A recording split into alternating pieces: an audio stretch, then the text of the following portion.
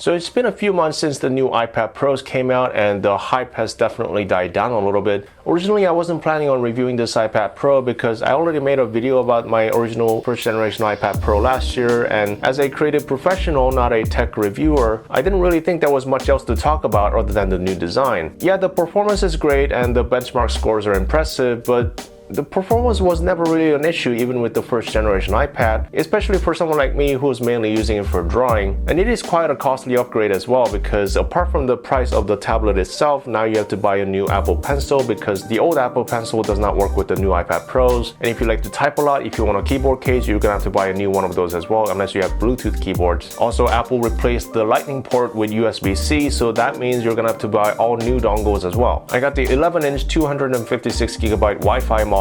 I feel like that's gonna be a popular model because the base model is $799 and that only comes with 64GB of storage, and if you're planning on doing any sort of creative work, I think you're gonna need more storage than that. The new Apple Pencil was $129 and the new keyboard case for the 11-inch model is $179 and $199 for the 12.9-inch model. I got a new SD card reader because I'm still using my 2015 MacBook Pro and I haven't purchased any new USB-C dongles yet. And I also got the Apple Care because I was afraid of the iPad bending on me. I'm sure you've heard a lot about that. So after a $5 recycling fee and the California sales tax, the total cost came out to $1,553.14. And if you want the 12.9-inch equivalent of any configurations, that's $200 more. And if you want cellular connection, that's $150 more. So no wonder why people are asking things like, can this thing replace their laptops? Because that's basically a MacBook Pro money. So today I want to focus on mainly two things. Who is this iPad Pro for, and if you fit into that category, should you buy one? But before we get into that, let me just quickly go over some of the things that are new and some of the things that I like, some of the things that I don't like, what it's like to use one,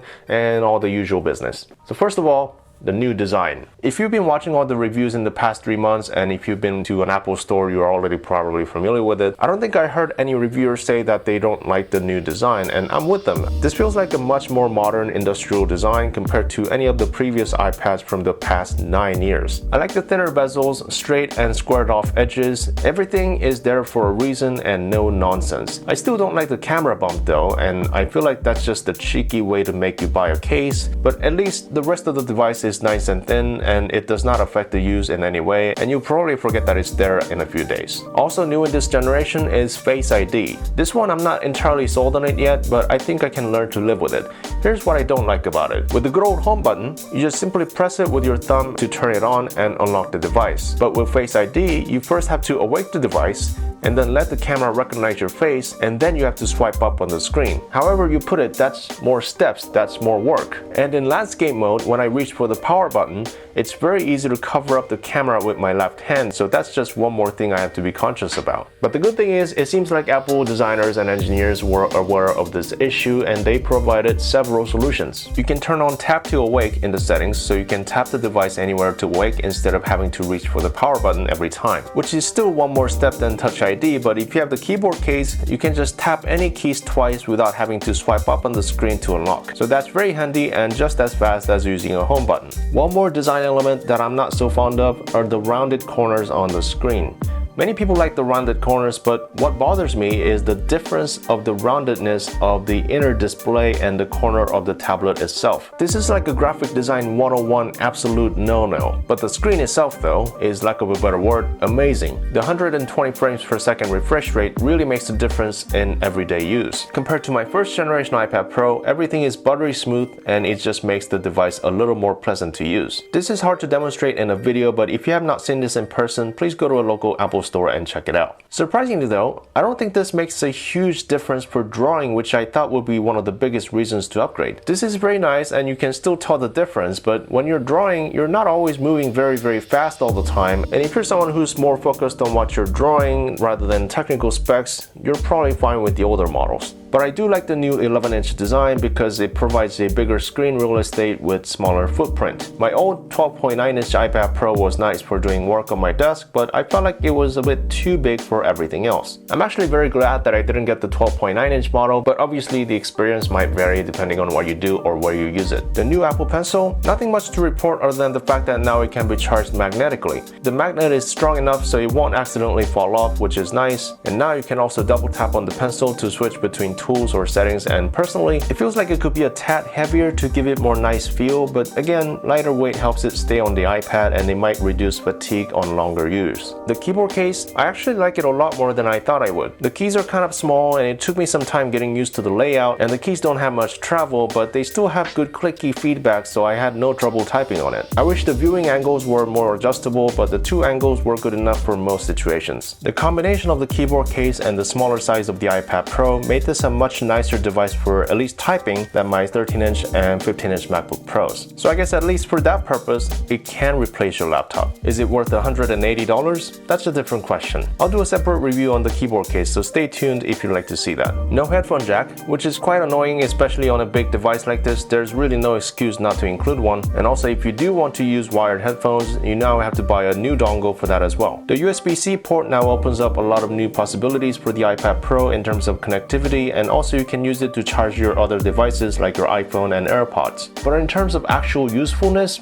that's pretty much it. For example, connecting an external display does not necessarily give you more screen space. In most cases, it just mirrors what's on your iPad. You also cannot connect an external hard drive as an additional storage, but that's more of a fault of an iOS, not USB-C. Basically, don't get your hopes up too much about what you can do with the USB-C. If you just use your iPad like you always used to, then it shouldn't be a big issue at all. So that just about covers everything that's new. So now let's see who might benefit from this iPad Pro. In my opinion, probably at least half of the people who buy iPad Pros are going to be some sort of illustrators like digital painters, comic book artists, industrial designers, logo type designers who would use the iPad Pro as their main drawing tool. And out of the other half of that might be people like photographers, graphic designers, and some occasional video editors. I say occasional because no matter how good the performance is, I just don't see any of these people actually using the iPad Pro as their main work computers. And the rest of the people are going to be more casual users who use it to write, take notes, browse the web, play games, and etc.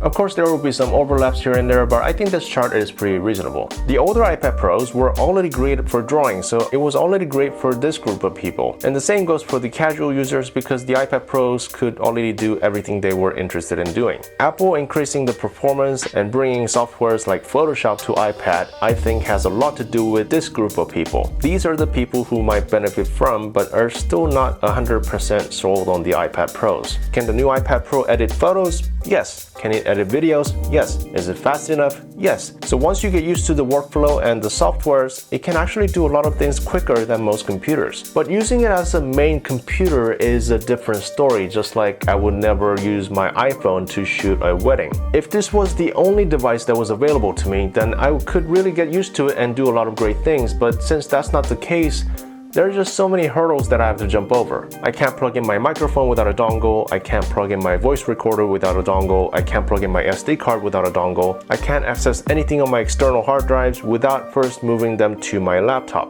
So if you try to use it exactly the same way you use your laptop, you'll probably get frustrated. To actually replace your laptop with it, you have to develop a whole new workflow and you have to learn all the new softwares. And in this day and age, I don't think the lack of choices of apps is an issue for the iPad Pro users, but I think it's more of a matter of the developers developing the pro versions of the actual desktop apps, like the Adobe Photoshop that's supposed to be coming out this year, and I will have to do a separate review of that when that comes out, because Photoshop alone, if it is as good as they say it is, that means potentially I could do at least 50% of my work on my iPad Pro instead of on my laptop. And maybe we're being too harsh on Apple. Maybe people are focusing too much on the question, can it replace my laptop? And I think for most people, it can. But for the creative professional that they're supposedly targeting here, people like photographers, videographers, graphic designers, they don't like to change their workflow that much. These are experienced professionals who's been doing the same thing for over and over again for years, and they don't like to change their workflow just because a new cool product came out. So then the final question, should you buy one? Well, it's kind of hard for me to recommend such a niche product that is this expensive to anybody, no matter what they do. But money is a relative thing, and you have to ask yourselves how much value this is going to bring into your life and your business for the money that you're going to be paying.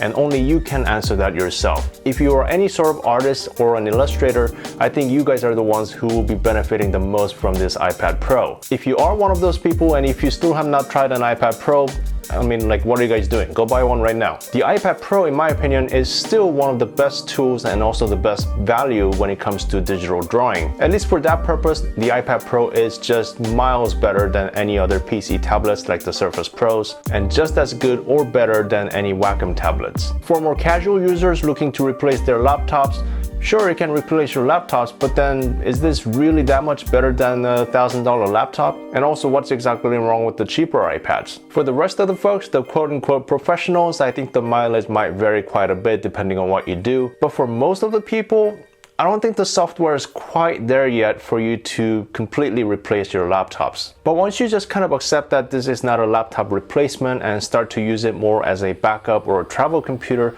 I think you'll enjoy using it. Just make sure not to lose your dongles. Back in 2010, after the launch of the first generation iPad, Steve Jobs was at the DA conference for an interview with Walt Mossberg. He said something that really resonates with my experience with the iPad Pro so far. He said, "When we were an agrarian nation, all cars were trucks, because that's what you needed on the farm. But as vehicles started to be used in the urban centers, cars got more popular. PCs are going to be like trucks. They're still going to be around, they're still going to have a lot of value, but they're going to be used by 1 out of X people." And I think that statement is becoming more and more true. As mobile devices like the smartphones and the tablets and even laptops become more and more powerful, lesser and lesser people are buying desktop PCs. Obviously, they're not going away anytime soon, but now only the people who demand the level of performance and the functionality of a desktop computer are going to be buying them, not everyone who needs a computer. And exactly the same thing's been happening in the photography world, where more and more people are taking photos with their smartphones and not buying digital cameras. Professional cameras are still around, but only the professionals and enthusiasts are going to buy them. When you watch YouTube reviews of any of these products like cameras, computers, tablets, and smartphones, the people who review these products are usually the professionals or enthusiasts, the top 1% that know what they're doing. I think honestly a lot of people got pissed off that Apple called this iPad Pro, and as they try to use this as a professional, some of the aspects might feel limited and even crippled, because undeniably this is still a car, not a truck that we are so used to. Could this eventually be the truck of the future? If Apple redesigned the iOS and the filing system, could this be the professional device that everyone's looking for? Perhaps, but by then there will be even more powerful desktop and laptop computers that can do things that something like this can never do.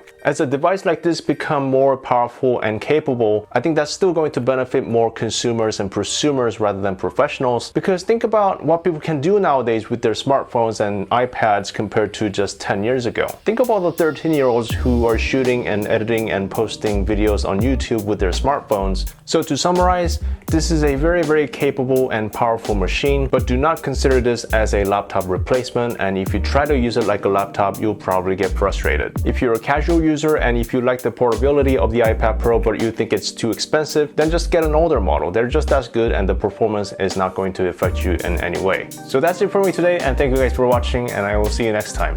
Bye bye.